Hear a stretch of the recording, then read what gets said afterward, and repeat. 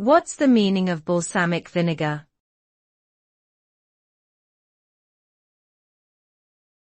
Balsamic vinegar.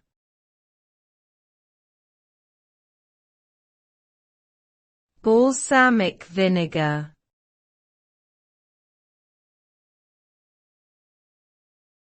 Balsamic vinegar.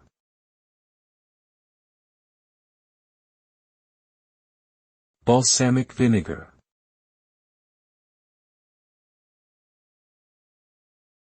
Balsamic vinegar is a type of vinegar that originated in Italy and is made from grape must, which is freshly crushed grape juice that still contains the skins, seeds, and stems.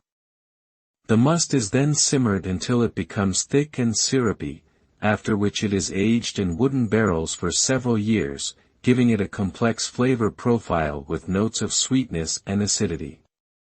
This type of vinegar is often used as a salad dressing or a condiment for meat, cheese, and fruit, and can also be used in marinades and sauces. Balsamic vinegar is prized for its rich flavor and versatility in cooking.